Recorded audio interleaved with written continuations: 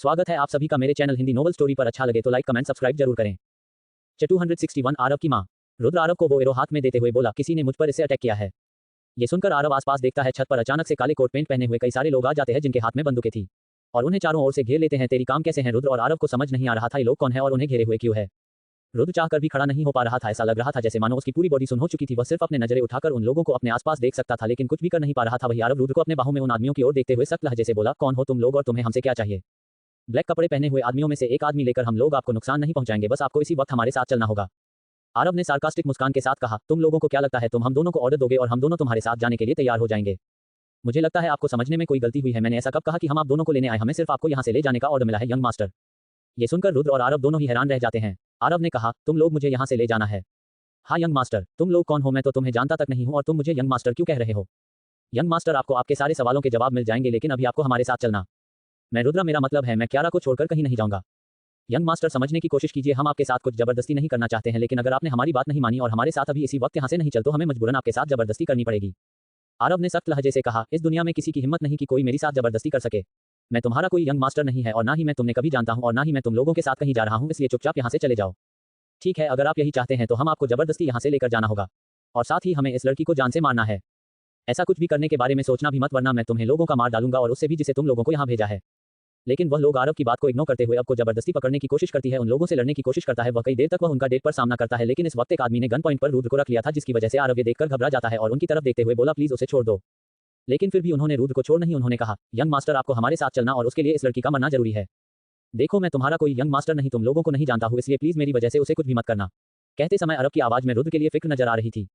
आरव ये कह रही था कि तभी एक ब्लैक कोट वाला आदमी आरव को एक वीडियो कॉल हाथ में देता है। यंग मास्टर, प्लीज बात कीजिए। आरव में चिल्लाते हुए कहा, मैंने कितनी बार कहा कि मैं कोई यंग मास्टर नहीं हूं, लेकिन तभी फोन से एक जाने पहचाने आवाज आती है आरव। आरव फोन की ओर देखता है, सामने उसकी मां थी। मां को देखकर एक बार फिर से आरव हैरान रह जाता है। उसने कहा, मां आप? मां, क्या तुम इन लोगों को जानती हो? आरव, ये जो कह रहे हैं उनकी बात मान लो और उनके साथ आ जाओ।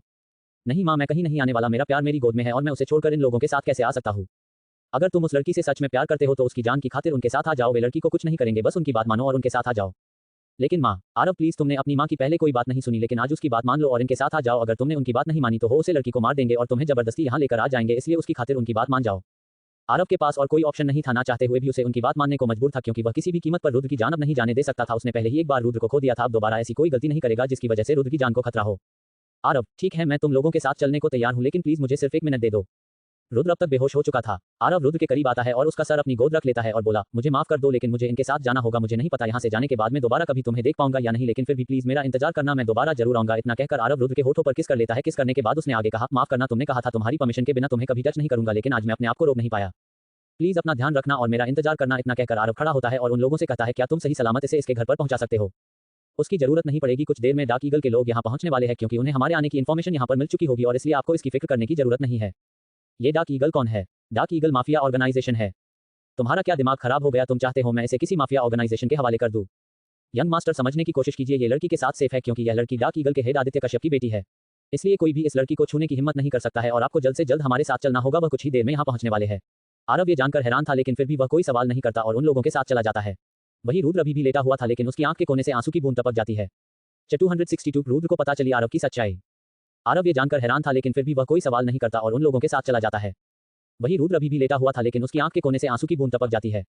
अंडरस्को, आरव के उन लोगों के साथ जाने के कुछ देर बाद ही ऋषि और तरुण वहां पर अपने लोगों के साथ पहुंचते हैं और रुद्र को अपने साथ ले जाते हैं। अंडरस्को, रुद्र जब अपनी आंखें खोलता है तो अपने आप को अपने ही लिविंग रूम के सोफे पर पाता है। वह अपनी नजरें इधर उधर फहराने लगता है तो उसकी नजर उसके सामने वाले सोफे पर बैठे हुए आदित्य कश्यप पर जाती है जो इस समय उसके सामने किसी राजा की तरफ बैठा हुआ था। रुद्रा सोफे पर बैठ जाता है और आदित्य की ओर देखते हुए बोला, आरव कहाँ है? आदित्य चेहरे ने बिना किसी एक्सप्रेशन के साथ कहा, वो जा चुका है और शायद अब हमेशा के लिए जा चुका है, इसलिए उसे भूल जाए और शुक्र कीजिए आप सही सलामत है। आदित्य के ऐसे भाव देखकर रुद्र ने चिल्लाते हुए कहा, आप ऐसे नाटक कर रहे जैसे कि आपको इससे कोई फर्क नहीं पड़ता है कि वह इस समय कहाँ है। क्या आपको आरव की जरा भी फिक्र नहीं है? भला मुझे उसकी फिक्र क्यों होने लगी? मैं उसका नहीं तुम्हारा पिता हूं, इसलिए अगर मुझे किसी की फिक्र होनी चाहिए तो मुझे अपनी बेटी की फिक्र होनी चाहिए, ना कि किसी अनजान इंसान की। आदित्य ने सख्त लहजे से कहा। रुद्र ने गुस्से से कहा, कोई बात नहीं, अगर आपको उसकी फिक्र नहीं है तो मैं खुद उसे ढूंढ लूंगा कि वह इस समय कहाँ है। आप उसे कहीं नहीं ढूंढ पाएंगी, समझने की कोशिश कीजिए और उसके लिए अपनी जान को खतरे में डालने की कोई जरूरत नहीं है। तो फिर आप उसे ढूंढ कर दीजिए, चाहे वो फिर कहीं भी हो, वैसे भी आपके दुश्मनों ने ही उसे अगवा किया होगा। आदित्य ने कुछ कहा नहीं, बस तिरछी नजरों से रुद्र की ओर देखने लगा। क्या हुआ, हैरान क्यों हो रहे हैं? मुझे नहीं लगता आपको हैरान होना चाहिए। आखिर माफिया वर्ल्ड की सबसे बड़ी ऑर्गेनाइजेशन डार्क ईगल के हेड के न जाने कितने ऐसे दुश्मन होंगे जो सिर्फ उसे ही नहीं बल्कि उसे और उसके जुड़े भी लोगों को जान से मारना चाहते हैं। आदित्य ने अभी भी कुछ नहीं कहा, वह बस रुद्र की ओर देख रहा था, लेकिन उसके चेहरे पर कोई एक्सप्रेशन नजर नहीं आ रहे थे। रुद्र ने अपनी बात को आगे कंटिन्यू करते हुए कहा, या फिर आप इस बात पर हैरान है कि मुझे आपके बारे में कैसे पता चला? हाँ, मैं जानना चाहूंगा कि तुम्हें इस बारे में कैसे पता चला, क्योंकि तुमने जिस आदमी को मेरे पीछे लगाया था उसे आदमी को तो पहले ठिकाने लगा दिया गया। ये सुनकर रुद्र हैरान रह गया था। एक मिनट, उस आदमी का नाम क्या था? उस आदमी का नाम? लेकिन तभी एक और आवाज आती है, सूर्यांश। रुद्र उसे आवाज के ऊपर लड़के देखते हैं। सामने कार्तिक खड़ा था। यह आवाज किसी और की नहीं, कार्तिक की थी। कार्तिक सामने आता है और क्यारा के बगल में खड़े होते हुए आदित्य की ओर देखते हुए बोला, उसका नाम इतना भी मुश्किल नहीं है जितना आप नाटक कर रहे हैं। रुद्र ने हकलाते हुए कहा, क्या किया आप लोगों ने उसके साथ? कार्तिक ने रुद्र की ओर देखते हुए बोला, कुछ नहीं, बस उसे यहाँ से दूर भेज दिया। दूर भेज दिया, इसका मतलब क्या है? डॉन, तिबरी उसे जान से मारा नहीं है, क्योंकि जब हमें पता चला कि उसे आदमी को हमारे पीछे लगाने वाला कोई और नहीं तुम थी, इसलिए हमने उसकी जान नहीं ली। और काफी कम आदमी ऐसे होते हैं जो हम तक पहुंच सकते हैं, क्योंकि कोई भी इंसान हम तक इतनी आसानी से नहीं पहुंच सकते। लेकिन उसने ये कर दिखाया और हमारे बारे में इन्फॉर्मेशन भी कलेक्ट की, इसलिए इतने टैलेंटेड इंसान को मारना ठीक नहीं लगा और इसीलिए उसे ऑर्गेनाइजेशन में शामिल कर लिया। लेकिन उसने तो मुझे कहा था कि वह, हाँ, उसने तुमसे कहा था कि वह ये शहर छोड़कर हमेशा के लिए जा रहा है, क्योंकि उसकी एक गर्लफ्रेंड है और अब उसके साथ ही रहेगा। वह सब कुछ हमने उसे कहने के लिए कहा था। अगर हम उसे ऐसा करने के लिए नहीं कहते तो तुम उसे पर विश्वास कैसे होता? और वैसे भी वह तुम्हारा दोस्त था, इसलिए उसे जान से मारना सही नहीं समझा। उसके जगह पर हमने उसे हमारी ऑर्गेनाइजेशन में शामिल कर लिया और अब वैसे भी वो ज्यादा कमा रहा है, लेकिन बस इस बार उसने हमें कभी धोखा देने का सोचा तो सजा सिर्फ मौत होगी। कार्तिक में बड़े ही कैजुअल अंदाज में कहा। फाइनली रुद्र को सूर्यांश के बारे में कुछ पता चला था, वरना उसे लगा था कि सूर्यांश को डार्क ईगल्स ऑर्गेनाइजेशन के बारे में कोई इन्फॉर्मेशन मिली नहीं थी और इसीलिए उसने उसे डार्क ईगल्स के बारे में कुछ नहीं बताया था। और उसे जो भी पता था वह सब कुछ ऐसे क्यारा की वजह से पता चला था। लेकिन मानना पड़ेगा, सूर्यांश से तुम्हें कोई भी इन्फॉर्मेशन नहीं मिली, उसके पास जरूरी था। मैं डेव के डार्क ईगल्स के हेड होने के बारे में पता है। तुम सच में मेरी बहन कहलाने के लायक। कुछ देर की शांति के बाद रुद्र ने कहा, तो वह लोग कौन है जिसने आरव को किडनैप किया? कार्तिक ने एक बार फिर से जवाब देते हुए कहा, तुम्हें आरव के लिए फिक्र करने की जरूरत नहीं, वह जहां भी सेफ है, क्योंकि उसे ले जाने वाले कोई और नहीं, उसी के डैड विक्रम सिंह राठौड़ के आदमी थे। डैड ने आरव को आर्ट क्रिएटिव में जगह इसलिए दी थी ताकि वह विक्रम सिंह राठौड़ तक पहुंच सके, लेकिन विक्रम सिंह राठौड़ कुछ ज्यादा ही चालाक निकला। उसने हमें चकमा दिया और अपने बेटे को ले गया। कार्तिक रुद्र को सब कुछ बता देता है, जो कुछ हुआ था, दो माफिया ऑर्गेनाइजेशन की तकरार से लेकर हर एक चीज वह रुद्र को बता देता है। जब रुद्र को सब कुछ बताने के बाद आदित्य ने कहा, मुझे लगता है इतना सब कुछ हो जाने के बाद आपको इस बात का यकीन हो क्या होगा कि आरव की किडनैपिंग में मेरा कोई हाथ नहीं है और वह सेफ है और अब वह कभी भी नहीं आएगा, इसलिए उसे भुलाकर अपने काम पर ध्यान दें। इतना कहकर आदित्य खड़ा होता है, वहां से चला जाता है, लेकिन कार्तिक अभी भी वहीं पर रुका हुआ था। उसे देखकर आदित्य ने कहा, क्या तुम मेरे साथ नहीं आना चाहोगे? मैं थोड़ी देर और रुकना चाहूंगा, उसके बाद आ जाऊंगा, आप जा सकते हैं। आदित्य के जाने के बाद कार्तिक ने रुद्र की ओर देखते हुए कहा, तुम मुझसे प्यार करती हो?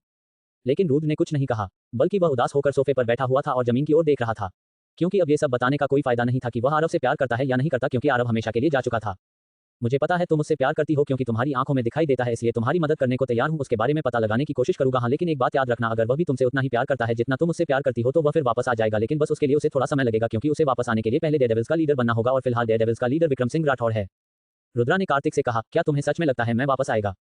हाँ, तो जरूर आएगा, और जो हुआ है उसे तुम चाहकर भी नहीं बदल सकती हो, क्योंकि उसकी किस्मत उसके पैदा होते ही लिख दी गई थी। जिस तरह से मेरी किस्मत मेरी पैदा होते ही लिख दी गई कि भविष्य में मैं डार्क ईगल का हेड बनूंगा, उसी तरह से आरव की किस्मत में भी डेयरडेविल्स का हेड बनना ही है, और अगर उसने ऐसा नहीं किया तो उसे जान से मार देंगे। अभी तक उसके माँ ने उसे इस दुनिया से बचा कर रखा था, लेकिन अब ऐसा नहीं हो सकता, बस सामने आ चुका और उसे अपने आप को साबित करना और अपनी जगह हासिल कर लिया, उसी के बाद में तुम्हारे पास आ जाता है, इसलिए तुम्हें उसका इंतजार करना होगा। क्या तुम्हें उसकी फिक्र नहीं? मुझे उसकी नहीं, तुम्हारे फिक्र है। थैंक्स, तुम्हें भी अपनी ताकत बढ़ाने की जरूरत है, कश्यप अंपार को हासिल करने की कोशिश करो। लेकिन इसकी क्या जरूरत है? जरूरत है क्योंकि दादाजी श्रेया दी को पसंद करते हैं और श्रेया दी अंपार के लिए अच्छी चॉइस नहीं है और मोहित इतना काबिल नहीं, इसलिए तुम्हें हैंडल करना होगा। तुम्हें क्यों नहीं लगता कि मोहित इतना काबिल नहीं है? क्या तुम्हें सच में मुझसे सवाल पूछना चाहिए, क्योंकि तुम इस सवाल का जवाब जानते हो। मोहित कभी बिजनेस में इंटरफेयर नहीं करना चाहता, इसलिए नहीं, उसने कभी कंपनी में ना है कश्यप अंपार में कभी इंटरफेयर किया, उसके पास से भी तुम्हें लगता है कि उसके हाथों में इस कंपनी का फ्यूचर हो सकता है। लेकिन मैं ही क्यों? तुमने अपने आप को साबित किया और सबको यह एहसास भी दिलाया है कि तुम कितनी काबिल हो, इसलिए तुम्हें नहीं लगता जो लोग हमारी कंपनी पर भरोसा करते हैं, जिन लोगों का घर हमारी कंपनी के भरोसे चल रहा है, उन लोगों को एक अच्छे लीडर की जरूरत है और श्रेया दी वो नहीं है। ठीक है, to be continued. Thanks for reading the story, मुझे सपोर्ट करने के लिए। नाउ स्टोरी एंड हो रही है टू, मुझे उम्मीद है आप इसे हमेशा याद रखेंगे। 263 to 3 years later। 3 years later, 3 साल बीत चुके थे और अब इन 3 साल के पीरियड में बहुत कुछ बदल चुका था। चित्रा और रिया ने अपना सिंगिंग डेब्यू कर लिया था और अब वह दोनों एक सिंगिंग और डांसिंग ग्रुप का हिस्सा थी। उसके साथ ही मोहित ने रिया के साथ में अपने रिलेशनशिप को सबके सामने अनाउंस कर दिया था अपनी गर्लफ्रेंड के तौर पर। पहले सभी को ये जानकर हैरानी हुई थी कि रिया और मोहित गर्लफ्रेंड और बॉयफ्रेंड है, लेकिन समय के साथ सभी ने उनके रिलेशनशिप को एक्सेप्ट कर लिया था, ये तक कि कश्यप फैमिली ने भी मोहित के रिलेशनशिप को एक्सेप्ट कर लिया था। अंडरस्कोर अर्नब अभी तक भी सिंगल था, क्योंकि इस टाइम पीरियड में उसने एक बार क्यारा को प्रपोज किया था, लेकिन क्यारा ने उसका प्रपोजल ये कहकर रिजेक्ट कर दिया था कि उसके दिल में किसी और के लिए जगह है और अब किसी और के लिए कभी भी उसके दिल में जगह नहीं बन पाएगी। लेकिन अर्नब का प्रपोजल रिजेक्ट करने के बावजूद भी अर्नब और रुद्राज काफी अच्छे दोस्त थे, लेकिन अर्नब अभी भी एक अच्छे पार्टनर की तलाश में था।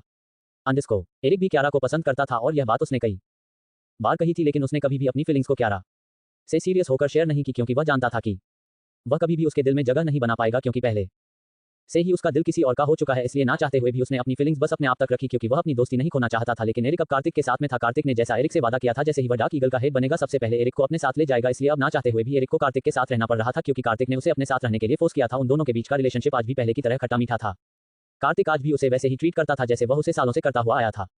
अंडरस्कोर 3 साल के बाद अब आदित्य के द्वारा रुद्र को दिया हुआ टाइम पीरियड अब खत्म हो चुका था। इन 3 साल के अंदर बहुत कुछ बदल चुका था। रुद्र ने राज और आदित्य के सामने अपने आपको साबित किया था और एक नई कामयाबी पर पहुंचा था। आर्यन अब एक पॉपुलर स्टार था, इन 3 साल के अंदर ही उसने बैक टू बैक के सीरीज और मूवी साइन की और वह सारी सुपरहिट रही और उसके पास आने वाले 2 से 4 साल तक की ड्रेस भी फिक्स थी। उसके पास इतना काम था कि उसे अपने लिए भी टाइम नहीं मिलता था और इसी वजह से आर्यन इतने छोटे समय में ही वह स्टार के कैटेगरी में आ गया था। डेमोइक कल्टिवेशन के बाद आर्यन और आरव की पॉपुलैरिटी बहुत ज्यादा बढ़ गई थी। स्पेशली लोगों ने आरव के कैरेक्टर को काफी एंजॉय किया था। लोगों का मानना था आरव के अलावा और कोई भी एंटी हीरो का वह रोल प्ले नहीं कर सकता था। लोग बस एक ही सीरीज से आरव के डाई हार्ड फैन बन चुके थे। किसी ने सोचा नहीं था एक न्यू कमर एक एक्सपीरियंस हीरो पर भारी पड़ जाएगा। लोग आरव को बहुत पसंद करने लगे थे। वह उसे और भी सीरीज करते हुए देखना चाहते थे। वह सब उसकी एक झलक देखना चाहते थे। लेकिन अनफॉर्चुनेटली आरव दोबारा कभी एंटरटेनमेंट इंडस्ट्री में कहीं भी नजर नहीं आया। यहाँ तक कि किसी को उसकी एक फोटो के रूप में झलक तक देखने का मौका नहीं मिला। आरव को देखने के लिए फैंस ने आर्ट क्रिएटिव एंटरटेनमेंट कंपनी के सामने कई बार धरना तक प्रदर्शन कर दिया था, लेकिन उन सबसे कोई फायदा नहीं हुआ क्योंकि आरव इतना दूर जा चुका था कि उसका एंटरटेनमेंट इंडस्ट्री से अब कोई नाता नहीं था। लेकिन अभी भी कई लोगों के दिलों में यह उम्मीद थी कि उन्हें आरव एक बार फिर से एंटरटेनमेंट इंडस्ट्री में नजर आएगा और वह उस दिन का इंतजार कर रहे थे। राज कश्यप और आदित्य दोनों ही कियारा को सपोर्ट करने लगे और राज कश्यप ने अब श्रेया से बेहतर उम्मीदवार के तौर पर भी कियारा को स्वीकार किया था। लेकिन श्रेया उसकी बड़ी पोती थी और उसकी फेवरेट भी थी, इसलिए उसने सेव की कुर्सी पहले श्रेया को ही ऑफर की थी, लेकिन एक कंडीशन पर कि उसे निखिल का साथ हमेशा के लिए छोड़ना होगा और श्रेया को कश्यप बनकर ही आर्ट क्रिएटिव की कुर्सी को संभालना होगा। लेकिन श्रेया ने सीईओ की कुर्सी और निखिल में से निखिल को चुना और यह और श्रेया का ये डिसीजन सबको हैरान कर देने वाला था। यहाँ तक कि रुद्र ने भी ऐसा कुछ नहीं सोचा था कि श्रेया ऐसा कुछ भी कर सकती है, भले ही श्रेया किसी भी कीमत पर वह कुर्सी हासिल करना चाहती थी, वह पावर हासिल करना चाहती थी, लेकिन वह उसकी कीमत अपने प्यार को हमेशा के लिए खोकर नहीं चाहती थी। वह निखिल से सच में बेइंतहा प्यार करती थी, इसलिए उसने उस कुर्सी को छोड़ दिया। निखिल और श्रेया दोनों की ही शादी फिक्स हो चुकी थी, लेकिन अब इसकी कीमत निखिल को भी चुकानी पड़ी थी। निखिल को अपनी पूरी आहूजा फैमिली के साथ में अपना रिलेशन तोड़ना पड़ा था। निखिल भी श्रेया से प्यार करता था, इसलिए उसने अपनी पूरी फैमिली को छोड़ दिया क्योंकि वह जानता था कि उसके डैड कितने लालची हैं और इसलिए कभी भी उसका रिश्ता उनके साथ इतना अच्छा नहीं रहा। लेकिन फिर भी वह अपनी फैमिली को छोड़ना नहीं चाहता था। लेकिन जब उसने श्रेया की हिम्मत को देखा तो उसने भी अपनी फैमिली को छोड़ने में हिचकिचाहट नहीं दिखाई और अब वह दोनों साथ में थे, एक हैप्पी कपल की तरह। श्रेया की कुर्सी छोड़ने के बाद में रुद्र को अब आर्ट क्रिएटिव का सीईओ बना दिया गया था। ये सभी के लिए एक हैप्पी मोमेंट था और आज उसी खुशी में सेलिब्रेशन था, जिसकी पार्टी शहर के सबसे बड़े मून नाइट क्लब में ऑर्गेनाइज की गई है। इस पार्टी में सभी लोग मौजूद थे। कार्तिक, आर्यन, चित्रा, रिया, मोहित और अर्णव, श्रेया, निखिल और उनके सारे फ्रेंड्स और कजिन मौजूद थे। 264 डोमिनेटिंग कार्तिक। श्रेया की कुर्सी छोड़ने के बाद में रुद्र को अब आर्ट क्रिएटिव का सीईओ बना दिया गया था। ये सभी के लिए एक हैप्पी मोमेंट था और आज उसी खुशी में सेलिब्रेशन था, जिसकी पार्टी शहर के सबसे बड़े मून नाइट क्लब में ऑर्गेनाइज की गई है। इस पार्टी में सभी लोग मौजूद थे। कार्तिक, आर्यन, चित्रा, रिया, मोहित और अर्णव, श्रेया, निखिल और उनके सारे फ्रेंड्स और कजिन मौजूद थे। अंडरस्को रुद्र इस समय बालकनी में खड़ा हुआ था। उसके हाथ में रेड वाइन का गिलास था, लेकिन फिर भी वह उस वाइन को पी नहीं रहा था। बालकनी में खड़ा रहकर वह बस चांद की ओर देख रहा था। चांद की ओर देखते हुए उसने अपने मन में कहा, 3 साल बीत चुके हैं लेकिन तुम्हारा अभी तक कोई अता पता नहीं है। क्या मेरी जिंदगी में सिर्फ तुम्हारे लिए इंतजार करना लिखा है? अगर ऐसा है तो मैं तुम्हारा इंतजार मरते समय तक करूंगा। तभी एक आवाज आती है, तुम उस चांद की ओर देखकर अब किसकी शिकायत कर रही हो? रुद्र उस आवाज की ओर देखता है। उसके सामने एरिक खड़ा हुआ था, जिसने व्हाइट टैक्सीडो पहन रखा था। उसके हाथ में भी रेड वाइन का गिलास था। वह हल्की मुस्कान के साथ में रुद्र की ओर बढ़ता है, उसके पास आकर खड़ा होता है। ऐसा कुछ नहीं है, मैं बस इसकी खूबसूरती देख रहा था। झूठ मत बोलो, तुम्हारा चेहरा बता रहा है तुम गहरी सोच में थी। क्या तुम उसी के बारे में सोच रही थी? ये सुनने के बाद रुद्र की नजरें झुक जाती है। वह शांत था और कुछ बोल नहीं रहा था। उसकी खामोशी इस बात का सबूत थी जो एरिक समझ रहा है वह सही है। 3 साल हो चुके हैं उसे तुम्हारे जिंदगी से गए हुए, लेकिन अभी भी तुम उसका इंतजार कर रही हो। तुम जानती हो अगर वह अब तुम्हारे सामने भी आता है तो वह तुम्हारा आरव नहीं होगा बल्कि विक्रम सिंह राठौड़ का बेटा आरव सिंह राठौड़ होगा, जो कि डेयरडेविल्स माफिया ऑर्गेनाइजेशन का हेड होगा। फिर भी तुम उसका इंतजार कर रही हो। रुद्र ने कुछ नहीं कहा। एरिक ने अपनी बात को आगे कंटिन्यू करते हुए कहा, मेरी सलाह मानो तो प्लीज मूव ऑन कर लो। रुद्र ने कहा, मेरा मन नहीं लग रहा है इसलिए मैं यहाँ से जा रहा हूँ। और इतना कहकर वह वहां से निकल जाता है। रुद्र एरिक के किसी भी सवाल का जवाब देना जरूरी नहीं समझता है क्योंकि यह सलाह उसे पहली बार नहीं कई बार मिल चुकी थी, इसलिए अब जब भी उसे कोई ऐसा कुछ कहता वह अवॉइड करके वहां से निकल जाता था। एरिक रुद्र को जाता हुआ देखता रहता है और अपने आप से कहता है, शायद मैंने उसकी फीलिंग्स को फिर से हट कर दिया। एरिक इतना सोच ही रहा था कि तभी उसे अचानक से धक्का लगता है और उसे कोई दीवार से सटा देता है। जब उसे एहसास होता है कि अचानक उसके साथ क्या हुआ तो वह अपनी आंखें खोलकर देखता है। उसके सामने कोई और नहीं कार्तिक था। कार्तिक उसे गुस्से भरी नजरों से देख रहा था और उसे दीवार से सटाकर उसके सामने खड़ा था और उसके दोनों हाथ के साइड में थे। अपने हाथों से एरिक को कैद कर रखा था। एरिक ने फ्रस्ट्रेटेड होते हुए कहा, क्या कर रहे हो तुम कार्तिक? मेरा छोड़ो, तुम बताओ तुम क्या कर रहे थे? क्या तुम फिर से मेरी बहन पर लाइन मारने की कोशिश कर रहे थे? मैंने तुमसे कितनी बार कहा है उसके बारे में सपने देखना बंद कर दो, वह तुम्हारी कभी नहीं हो सकती, लेकिन उसके बावजूद भी तुम उसके आसपास क्यों भटकते रहते हो? गुस्से भरे लहजे में कार्तिक ने कहा, देखो कार्तिक, तुम मुझे गलत समझ रहे हो, मेरी ऐसी कोई इंटेंशन नहीं है। सार्कास्टिक मुस्कान के साथ कार्तिक ने कहा, मैं गलत समझ रहा हूं, तुम उसे मूव ऑन करने की सलाह दे रहे थे ताकि तुम्हारा रास्ता साफ हो सके और तुम उसे पर ट्राई कर सकूं। तुम्हें क्या लगता है मैं तुम्हारी इंटेंशन समझता नहीं हूं? देखो कार्तिक, मैंने तुम्हें पहले भी कई बार कहा है मैं तुम्हारी बहन को अपनी दोस्त मानता हूं और कुछ नहीं। हाँ, मैं उसके लिए फील करता था, लेकिन इसका मतलब यह नहीं कि मैं उसे जबरदस्ती पाने की कोशिश करूंगा और उसे पाने के लिए कोई चाल चलूंगा। मुझे तुम पर भरोसा नहीं है। अगर तुम्हें मुझ पर भरोसा नहीं है तो तुम्हें जो समझना है तुम समझ सकते हो। I don't care about you. गुस्से से एरिक ने कहा। एरिक, एक बात याद रखना, क्यारा तुम्हारी कभी नहीं हो सकती है और तुम्हें पसंद हो या ना पसंद है तुम्हें तो जिंदगी भर मेरे साथ ही रहना है। कार्तिक, मुझे समझ नहीं आता, अगर तुम मुझसे चाहते क्या हो, तुम मुझे क्यों अपने साथ रखना चाहते हो, जबकि ना ही तुम मुझे पसंद करते हो और ना ही मैं तुम्हें कुछ खास पसंद करता हूं और तुम्हारे लिए काम करने के लिए हजारों लोग लाइन में हैं, उसके बावजूद तुम मुझे क्यों अपने साथ रखना चाहते हो? जैसे ही कार्तिक ने ये सुना उसके पास एरिक के सवालों का जवाब नहीं था, तभी उसका फोन कॉल रिंग करने लगता है। अपने फोन की रिंगटोन सुनकर कार्तिक अपना ध्यान एरिक हटता है और अपना फोन निकाल कर देखता है। कॉल आईडी देखकर उसकी एक आईब्रो चढ़ जाती है, लेकिन कॉल अटेंड कर लेता है। सामने से आवाज आती है, कहाँ है वो? फाइनली तुमने कॉल किया, मुझे बताओ कहाँ है वो? वह अभी यहाँ से निकली है। ठीक है, इतना कहकर सामने वाला फोन कट कर देता है। एरिक कार्तिक की ओर सवालिया भरी नजरों से देख रहा था। वह जानना चाहता था आखिर किसका फोन कॉल था। कार्तिक ने उसकी ओर देखा। वह उसके चेहरे के एक्सप्रेशन को देखकर समझ चुका था कि उसके दिमाग में क्या चल रहा है और वह उससे क्या पूछना चाहता है। तुम्हारा पता साफ हो चुका है, सार्कास्टिक मुस्कान के साथ कार्तिक ने कहा। तुम्हारा मतलब क्या है? कहीं तुम ये तो नहीं कहना चाहते होती कि वो वापस आ गया है? एरिक की बात सुनकर उसके गालों को अपने हाथ से थपथपाते हुए कार्तिक ने कहा, तभी तो तुम मुझे पसंद हो, क्योंकि मेरे बोलने से पहले ही तुम मेरी बातों का मतलब समझ जाते हो। ये सुनने के बाद एरिक को बुरा लगा था, क्योंकि उसे सच में कहीं ना कहीं उम्मीद थी कि एक दिन शायद क्यारा उसे एक्सेप्ट कर ले। लेकिन कार्तिक की बात सुनने के बाद अब उसकी बची हुई उम्मीद पर खत्म हो चुकी थी। इसका मतलब तुम उसके साथ शुरू से कांटेक्ट में थे और तुमने यह बात सबसे छुपा कर रखी, यहाँ तक कि तुमने अपनी बहन से भी छुपा कर रखा। हाँ, मैं आरव के साथ शुरू से कांटेक्ट में था और उसी के कहने पर मैंने क्यारा को कुछ भी नहीं बताया था। लेकिन अब सब कुछ ठीक हो जाएगा। वह उसके पास हमेशा के लिए आ रहा है, इसलिए अब तुम मेरी बहन से दूर रहो और उसे उसकी लाइफ में खुश रहने दो। मैंने तुमसे पहले कितनी बार कहा कि मैं क्यारा की खुशियों के बीच में कभी नहीं आऊंगा। क्या तुम्हें मेरी बातों में बिल्कुल भी भरोसा नहीं है? एरिक फ्रस्ट्रेशन के साथ बोला, क्योंकि वह पहले ही कई बार कार्तिक को बता चुका है कि वह कभी भी क्यारा को परेशान नहीं करेगा, लेकिन कार्तिक ने कभी भी उसका यकीन नहीं किया। कार्तिक को जब से पता चला था कि एरिक क्यारा के लिए फील करता है, तब से लेकर कार्तिक का बिहेवियर एरिक के लिए और भी ज्यादा डोमिनेटिंग हो गया था। कार्तिक ने एरिक से कुछ नहीं कहा। वह बस उसके चेहरे की ओर देखता रहता है और फिर उसके होठों पर हाथ रखते हुए बोला, क्या तुम्हारे होठों को कभी किसी ने छुआ है? और अपना चेहरा एरिक के चेहरे के करीब लाने लगा। कार्तिक की बात सुनकर एरिक को थोड़ी स्ट्रेंज फीलिंग होने लगती है और उसको अपने नजदीक आते हुए देखकर उसके शरीर में एक अजीब सा कंपन महसूस होने लगता है। उसने कार्तिक को अपने आप से दूर करते हुए कहा, तुम क्या करने की कोशिश कर रहे थे? कार्तिक चुप खड़ा था। वह बस एरिक की ओर देख रहा था। उसने अपनी नजर फेरी और एरिक कहा, कुछ नहीं। और इतना कहकर एरिक को वहीं छोड़कर चला गया। एरिक बस वहीं पर खड़ा रहकर कार्तिक को जाते हुए देखता रहा। Underscore two be continued. 265 the last chapter. Kartik की बात सुनकर एरिक को थोड़ी स्ट्रेंज फीलिंग होने लगती है और उसको अपने नजदीक आते हुए देखकर उसके शरीर में एक अजीब सा कंपन महसूस होने लगता है। उसने कार्तिक को अपने आप से दूर करते हुए कहा, तुम क्या करने की कोशिश कर रहे थे? कार्तिक चुप खड़ा था। वह बस एरिक की ओर देख रहा था। उसने अपनी नजर फेरी और एरिक कहा, कुछ नहीं। और इतना कहकर एरिक को वहीं छोड़कर चला गया। एरिक बस वहीं पर खड़ा रहकर कार्तिक को जाते हुए देखता रहा। अंडरस्कोर रुद्र रात के अंधेरे में सुनसान सड़क पर अपनी कार ड्राइव कर रहा था। तभी अचानक से एक कार उसके बराबरी में आ जाती है। रुद्र ने पहले उस कार को ज्यादा नोटिस नहीं किया था, लेकिन अचानक से वह कार सिर्फ उसके बराबर ही चलने लगती है। ये देखकर रुद्र ने अपनी कार की स्पीड बढ़ा दी, जिसके कारण उसके साथ चल रही ब्लैक मर्सिडीज से आगे निकल गई। लेकिन उसे ब्लैक कार ने भी अपनी स्पीड बढ़ा दी। रुद्र एक बार फिर से अपनी स्पीड बढ़ाते हैं और एक बार फिर से ब्लैक कर भी रुद्र के बराबर करते हुए स्पीड बढ़ा देता हूं। कई देते दोनों के बीच में एक ऐसा ही कंपटीशन चलता रहता है। रुद्र को समझ नहीं आ रहा था आखिर उसके साथ हो क्या रहा है और यह कौन है जो उसे परेशान कर रहा है। लेकिन अचानक से वह कर गायब हो जाती है। रुद्र अपने आसपास देता है, लेकिन कर अब उससे दूर जा चुकी थी। रुद्र ने अपने आप से कहा, ये कौन था? रुद्र इतना सोच ही रहा था कि तभी अगले ही पल ब्लैक कार उसके सामने आकर रुक जाती है। अपने सामने अचानक से कार को रुकता हुआ देखकर रुद्र भी अपनी कार पर ब्रेक लगता है और कार एकदम उसके करीब जाकर रुक जाती है और अचानक से ब्रेक लगाने के कारण रुद्र को धक्का लगता है। वह तो शुक्र था कि उसने सीट बेल्ट लगा रखा था, वरना शायद उसे चोट भी लग सकती थी। अभी भी अपनी ड्राइविंग सीट पर ही बैठा हुआ था। उसके नजर सामने वाले ब्लैक मर्सिडीज का दरवाजा खुलता है। उसमें से लेकर नीचे तक ब्लैक कलर का टॉक्सिडो पहन रखा था, जहां तक कि उसकी शर्ट भी ब्लैक थी।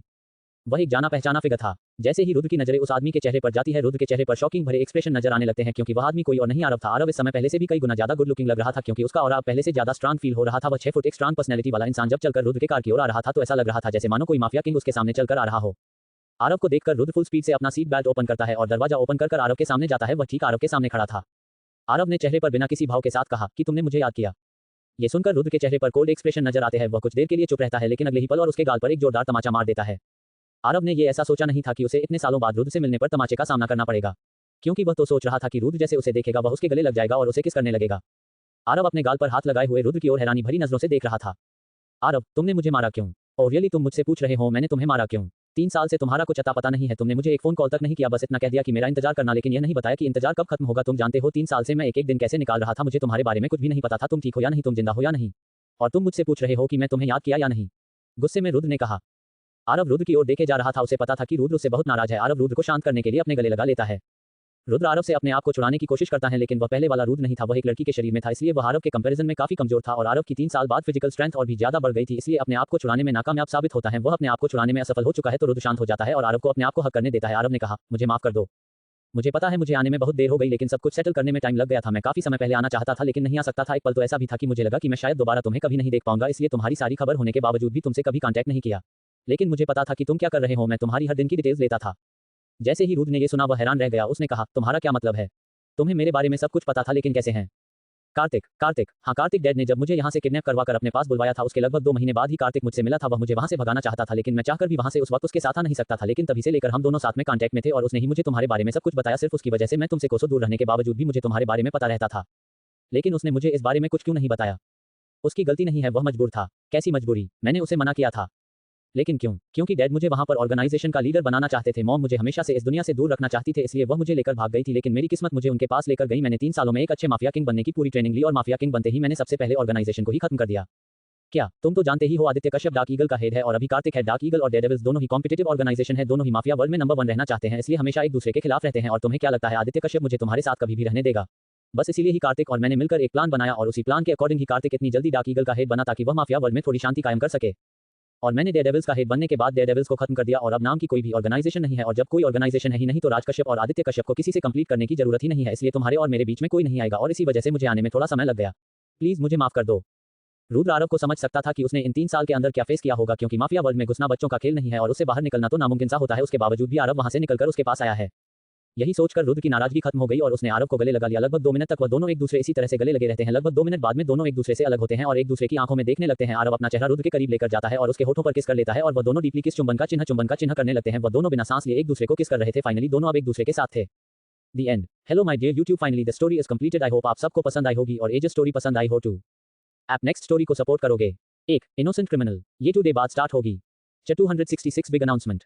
मैंने न्यू अकाउंट क्रिएट किया बिकॉज मैंने नंबर चेंज किया, इसलिए न्यू अकाउंट क्रिएट करना पीजिए। टू प्लीज अस अकाउंट को सपोर्ट करना। अस पर मेरी first story the rise of billionaires एयर profile name Kartika. Description in Hindi. Aryan Khanna दुनिया के साथ कदम से कदम मिलाकर चलने वाला, जितना गुड लुकिंग उतना ही इंटेलिजेंट था। वह एक मिडिल क्लास फैमिली से बिलोंग करता था। उसका इस दुनिया में अपनी मां के अलावा और कोई नहीं था, लेकिन एक लड़की थी निया, जिसे वह बहुत पसंद करता था। लेकिन निया उसे सिर्फ अपना एक अच्छा दोस्त मानती थी। आर्यन की लाइफ में सब कुछ परफेक्ट था। उसकी मां थी, उसकी बेस्ट फ्रेंड थी जिसे वह अपनी गर्लफ्रेंड बनाना चाहता था, और उसने स्कॉलरशिप के दम पर अच्छी एजुकेशन भी हासिल की थी, जिसकी वजह से वह देश की टॉप 5 लिस्टेड फाइनेंस कंपनी में एक अच्छी खासी जॉब भी करता था। लेकिन उसकी लाइफ में बदलाव तब आता है जब एक दिन उसे जॉब से निकाल दिया जाता है, और इतना ही नहीं, उसकी मां के जन्मदिन ही उसकी मां की मौत भी हो जाती है। मां के गम में पागल आर्यन के सामने कुछ ही दिनों बाद एक आदमी आता है और उसे उसकी और उसकी मां से जुड़ी जिंदगी के गहरे रहस्य बताता है, जिन्हें सुनकर वो हैरान हो जाता है। आखिर उस आदमी ने आर्यन को ऐसा क्या बताया था, और ये आदमी कौन था, और क्या उसकी मां की मौत के पीछे भी गहरे राज छिपे थे, और आर्यन जिस आइडेंटिटी के साथ जी रहा था उसमें भी कोई सच्चाई थी या नहीं। जानने के लिए पढ़िए the rise of billionaires at सिर्फ पॉकेट नॉवल पर। Learn more about great descriptions. Description in English. First chapter. सुबह का समय। एक लड़का सड़क पर तेजी से भाग रहा था। लड़के की उम्र लगभग 25 साल लग रही थी। दिखने में गुड लुकिंग था, चेहरे पर हल्की बियर्ड और उसके बाल थोड़े बहुत लंबे थे, और भागने के कारण जो कि उसकी आंखों पर आ रहे थे। हाइट लगभग 5'11" थी। उसने right blue shirt and dark blue pant एक फॉर्मल ड्रेस पहन रखी थी, और उसने अपने कंधे पर एक ब्लैक बैग लटका रखा था। वह तेजी से भाग रहा था। सड़क पर गुजरने वाले लोग उसे देख रहे थे। उसे ऐसे भागते हुए देखकर फुटपाथ पर जॉगिंग करते हुए एक अधेड़ उम्र के कपल ने कहा, लगता है आज फिर से इसकी बस छूट जाएगी। उद्धरण चिन्ह। नहीं, अगर ये थोड़ा और तेज भागेगा तो ये बस पकड़ सकता है। नहीं नहीं, छूट जाएगी, लेडी ने जिद करते हुए अपने हस्बैंड से कहा। ठीक है, फिर 500 की शर्त लगाते हैं। अगर इसने आज बस पकड़ी तो तुम मुझे 500 रुपए दोगी, और छोड़ी तो मैं तुम्हें 500 दूंगा। उसकी वाइफ ने मुस्कुराते हुए कहा, ठीक है। उद्धरण चिन्ह योजक चिन्ह। वही दूसरी ओर लड़का भाग रहा था और पीछे से चिल्लाते हुए बस रोकने के लिए कह रहा था, लेकिन बस स्टॉप से निकलने वाली होती है। वह बस को पकड़ने के लिए स्टॉप पर पहुंचने वाला ही था कि तभी बस स्टैंड से निकल जाती है। लड़का चिल्लाता है, अरे रुको, मुझे छोड़कर मत जाओ, लेकिन उसके चिल्लाने का कोई फायदा नहीं होता है। बस चली जाती है। वह रुकता है और हाफने लगता है। उसके चेहरे पर थकान नजर आ रही थी जो भागने के कारण दिख रही थी। उसकी नजरें जाती हुई बस की ओर थी। उस लेडी ने मुस्कुराते हुए अपने पति से कहा, लेस देन, मैं शर्त जीत गई, अब मेरे पैसे निकालो। अपना हाथ आगे बढ़ाते हुए उसने अपने पति से कहा। आदमी उदास होते हुए अपनी जेब से 500 रुपए निकालकर अपनी वाइफ को दे देता है। लड़का उस कपल की ओर देखता है और मुस्कान के साथ बोला, आप दोनों आज फिर से मेरी किस्मत पर शर्त लगा रहे हो, और आज कौन जीता, आंटी या अंकल? तुम्हारी आंटी, लेडी ने एक स्टेटमेंट के साथ कहा। चलो कोई ना, कम से कम मैं आपके काम तो आया, लड़के ने हल्की मुस्कान के साथ कहा। कभी अपने अंकल के भी काम आ जाओ, आदमी ने मुस्कुराते हुए सार्कज्म के साथ कहा। क्या वैभव अंकल, वाइफ की खुशी देखकर आपको खुशी नहीं हो रही जो शिकायत कर रहे हैं? सार्कज्म के साथ आर्यन ने जवाब दिया। जब जेब खाली होती है तो चेहरे की मुस्कान अपने आप गायब हो जाती है, झूठी मायूसी दिखते हुए वैभव ने कहा। उसकी वाइफ गुस्से से बोली, क्या कहा तुमने? वाइफ का ऐसा रिएक्शन देखकर वैभव को अपनी गलती का एहसास होता है और वह प्यार से बोलता है, अरे भाग्यवान, बुरा क्यों मानती हो, मैं तो मजाक कर रहा था। रहने दो, मजाक के नाम पर अपने दिल की भड़ास निकल रहे हो, लेडी ने नाराज होते हुए कहा। आर्यन बोला, लता आंटी सही कह रही है वैभव अंकल, आपने सही नहीं किया, आप लता आंटी के लिए ऐसे नहीं बोल सकते हैं। वैभव, अबे तुम क्यों इस उम्र में मेरा घर तोड़वाने की कोशिश कर रहे हो? गुस्से से आर्यन की ओर देखते हुए वैभव ने कहा। लता, अब उसे क्यों डांट रहे हो? क्योंकि वो अपनी आंटी की साइड ले रहा है। अरे नहीं भाग्यवान, ऐसा नहीं है, तुम इसकी बातों में कहां से आ रही हो? मैं तो सच में मजाक कर रहा था, और वैसे भी तुम्हें तो मेरी जेब खाली करवाने का जन्मसिद्ध अधिकार है, क्योंकि मैं तुम्हारे लिए ही तो कमाता हूँ। अब मेरी पत्नी मेरे पैसे खर्च नहीं करेगी तो क्या पड़ोसी की करेगी, इसलिए ये नाराजगी छोड़ो। लता, क्या सच में? वैभव, हाँ तुम्हारी कसम, मुस्कान के साथ वैभव ने कहा। लता खुश हो जाती है। आर्यन ने कहा, वाह अंकल, आप तो बटन लगाने में काफी अच्छे हैं, मुझे भी ये कला सिखाए ना। तिरछी मुस्कान के साथ आर्यन ने कहा। वैभव, तुम्हें ऑफिस के लिए देर नहीं हो रही है, या आज घर से मेरा घर तोड़ाने की कसम कहा कर आए हो? ऑफिस का नाम सुनते ही आर्यन को याद आता है कि वह ऑफिस जाने के लिए लेट हो रहा है। वह चिल्लाते हुए बोला, है भगवान, आपसे बातें करने के चक्कर में तो ऑफिस के बारे में भूल ही गया था, और इतना कहकर भाग जाता है। वैभव ने कहा, बेवकूफ लड़का। लता, बेवकूफ नहीं है वो तो हैंडसम है। कहते हुए लता के चेहरे पर लाली छा जाती है। भाग्यवान, अपने पति के सामने दूसरे मर्द की तारीफ करने से पहले ये तो सोचो वो तुम्हारे बेटे की उम्र का है। क्या तुम्हें जलन हो रही है? हल्की मुस्कान के साथ लता ने कहा। योजक चिन्ह, ये आर्यन खन्ना है जो कि अपनी मां के साथ रहता है। इसके परिवार में उसकी मां के अलावा कोई नहीं था, और अपनी कंट्री की top 5 listed finance company Echelon finance में काम करता है। आर्यन के बारे में डिटेल में आगे जैसे कहानी बढ़ेगी वैसे ज्यादा पता चलता जाएगा। Closing curly bracket, closing square bracket. वही दूसरी ओर आर्यन सड़क पर भाग रहा था और आगे जाकर कैब को रोकता है, और थोड़ी देर में उसके सामने एक टैक्सी आकर रुक जाती है। आर्यन टैक्सी का दरवाजा ओपन करता है। लेकिन तभी उसके पीछे से एक लड़की भागकर आती है और टैक्सी की बैक सीट पर बैठ जाती है। ये इतना अचानक हुआ कि आर्यन कुछ समझ ही नहीं पाया। आर्यन हैरानी भरी नजरों के साथ उस लड़की की ओर देख रहा था, उसे गुस्सा आ रहा था, फिर अपने गुस्से को कंट्रोल करते हुए बोला, निया ये क्या तरीका? ये टैक्सी मैंने रोकी थी। निया, जिसका रंग गोरा और उसके गहरे बुरे और काले मिक्स बाल खुले हुए थे और उसने लाइट पिंक कलर का ब्लेजर और व्हाइट शर्ट पहन रखा था और साथ में लाइट मेकअप कर रखा था। निया बोली, आर्यन माफ करना लेकिन मुझे ये कैब चाहिए, आज मैं लेट हो गई हूँ। आर्यन, लेकिन मैं भी लेट हो रहा हूँ इसलिए मैं तुम्हें ये कैब नहीं दे सकता है। निया, तो एक काम करो, मेरा ऑफिस पहले आता है इसलिए तुम मुझे छोड़ देना, उसके बाद ये कैब लेकर आगे चले जाना। आर्यन सोचता है, प्लीज आर्यन, निया ने मासूम सा चेहरा बनाते हुए कहा। आर्यन निया की ऐसी शक्ल देखकर पिघल जाता है और बोला, ठीक है। निया थैंक्स मुस्कुराते हुए बोली, आर्यन अब बैठने के लिए जगह तो दो। अरे हाँ, इतना कहकर निया साइड में हो जाती है और आर्यन को बैठने की जगह देती है। टैक्सी शुरू हो जाती है। योजक चिन्ह। आर्यन ने कहा, तुम आज लेट कैसे हो गई? कल रात देर तक काम कर रही थी इसलिए सुबह आंख लेट खुली, इसलिए लेट हो गई, जबकि आज मेरी इंपॉर्टेंट प्रेजेंटेशन है। टेंशन भरे एक्सप्रेशन के साथ निया ने कहा। आर्यन ने कुछ नहीं कहा, वह बस निया की ओर देख रहा था। ये देखकर निया ने कहा, क्या देख रहे हो? उद्धरण चिन्ह। आर्यन, कुछ नहीं, वैसे तुम्हारी प्रेजेंटेशन किस चीज की है? निया, सॉरी बट कॉन्फिडेंशियल है इसलिए तुम्हें नहीं बता सकती। आर्यन, कोई बात नहीं। निया, वैसे तुम अपने बारे में बताओ, जिस प्रमोशन के लिए 1 साल से मेहनत कर रहे हो क्या वो तुम्हें इस साल मिल जाएगा? आर्यन, शायद हाँ, और आज ही उसकी अनाउंसमेंट होने वाली है कि प्रमोशन किसे मिलेगा, और मुझे यकीन है इस बार प्रमोशन मुझे ही मिलेगा और मैं टीम लीडर बन जाऊंगा। मुस्कान के साथ आर्यन ने कहा। निया ये सुनकर खुश हो जाती है और निया एक स्किपमेंट के कारण आर्यन के गले लग जाती है। निया के अचानक गले लगने से आर्यन नर्वस हो जाता है और उसके गाल लाल हो जाते हैं। उसने निया को अपने आप से दूर करते हुए कहा, इतना एक्साइटेड होने की जरूरत नहीं है, अभी तक मिला नहीं है। उद्धरण चिन्ह। निया, तुम्हें भरोसा है ना, मतलब तुम्हें ही मिलेगा, और वैसे भी तुम काफी इंटेलिजेंट हो, तुम्हारे अलावा उनके पास और कोई बेटर ऑप्शन नहीं हो सकता है। आर्यन, तुम मेरी ज्यादा ही तारीफ कर रही हो। बिल्कुल नहीं, मुझे तुम पर भरोसा है, मुस्कुराते हुए निया ने कहा। आर्यन, थैंक्स। निया, थैंक्स से काम नहीं चलेगा, आज रात को तुम्हें मुझे ट्रीट देनी होगी। आर्यन, बिल्कुल। थोड़ी देर में निया का ऑफिस आ जाता है। निया एक 25 मंजिला बिल्डिंग के सामने उतरती है। ये बिल्डिंग देश की सबसे बड़ी कंपनी सिंघानिया एम्पायर की थी, जो कि देश की अलग अलग सेक्टर में फैली हुई थी। निया इस कंपनी में मार्केटिंग टीम में असिस्टेंट सेल मैनेजर थी, उसकी सैलरी भी काफी अच्छी थी। निया, बाय आर्यन, इवनिंग में मिलते हैं, वहीं पर जहां हमेशा मिलते हैं। आर्यन, ओके, इतना कहकर आर्यन चल जाता है और निया बिल्डिंग में चली जाती है। योजक चिन्ह। एशेलॉन फाइनेंस। थोड़ी देर बाद आर्यन अपने ऑफिस पहुंचता है। वह 15 मिनट लेट था, उसके चेहरे पर घबराहट नजर आ रही थी। आर्यन छुपते छुपाते अपनी डेस्क के पास पहुंचता है, लेकिन उसके सामने मैनेजर आ जाता है, जिसका नाम राघवेंद्र था, जिसकी उम्र लगभग 40 प्लस लग रही थी। आर्यन, तुम फिर से लेट हो और ऊपर से मुझसे छुप कर जा रहे हो। तिरछी नजरों से देखते हुए राघवेंद्र बोला। Aryan, I am sorry sir. आज क्या हुआ? आर्यन, बस छूट गई थी। आर्यन, तुम रोज रोज एक बहाना बनाते बनते थकते नहीं हो और तुम अच्छा खासा कमाते हो, तो तुम एक बाइक क्यों नहीं खरीद लेते हो? कम से कम तुम्हारे इन रोज रोज के बहनों से छुटकारा मिल जाएगा। मैनेजर ने नाराजगी जताते हुए कहा। अगली बार खरीद लूंगा, आज माफ कर दीजिए, आर्यन ने मासूम सा चेहरा बनते हुए कहा। आर्यन की इस बड़ी शक्ल देखकर मैनेजर का दिल पिघल जाता है। वह बोला, देखो आर्यन, तुम्हारे लिए आज स्पेशल दिन है, इसलिए मैं तुम्हें आखिरी बार वार्निंग दे रहा हूँ, अगली बार तुमने ऐसा किया तो मैं तुम्हें सीनियर मैनेजर से नहीं बचाऊंगा। हल्की मुस्कान के साथ आर्यन बोला, थैंक्स सर। इतना कहकर आर्यन मैनेजर के गालों को टच करता है और अपनी सीट पर जाकर बैठ जाता है। मैनेजर, शैतान, इतना बड़बड़ाते हुए चला जाता है। आर्यन जैसे ही डेस्क पर बैठा, उसकी बगल वाली डेस्क पर बैठा आदमी बोला, आर्यन, तूने आखिर मैनेजर के साथ ऐसी बड़ी कौन सी सेटिंग कर रखी है जिसकी वजह से हर बार लेट आने पर ये तुझे आखिर वार्निंग देता है, छोड़ देता है? उद्धरण चिन्ह। आर्यन ने मुस्कान के साथ कहा, ऐसा कुछ नहीं है विवान, वो मुझे अपने बेटे की तरह देखते हैं, शायद इसलिए। विवान, काश ये खदूश हमें भी अपना बेटा मानता। आर्यन ने कुछ नहीं कहा, बस मुस्कुरा दिया। विवान, वैसे तुम आज पार्टी कहाँ देने वाले हो? आर्यन, पार्टी? विवान, बनो मत, सबको पता है आज का प्रमोशन तुम्हें ही मिलने वाला है और तुम अब टीम लीडर बन जाओगे, तो पार्टी तो बनती ही है ना? आर्यन, हाँ क्यों नहीं। आर्यन और विवान अपना काम करने लगते हैं। योजक चिन्ह। कुछ घंटों बाद आर्यन अपने टीममेट के साथ कॉन्फ्रेंस रूम में बैठ हुआ था और कंपनी का डायरेक्टर सामने बैठ हुआ था। वही प्रोजेक्टर पर कुछ स्क्रीन शो हो रही थी और एक आदमी डायरेक्टर को प्रोजेक्ट के बारे में डिस्क्रिप्शन दे रहा था। आर्यन और उसका कलीग भी मीटिंग में मौजूद थे। सब कुछ देखने के बाद डायरेक्टर ने कहा, ठीक है, अच्छा काम किया है।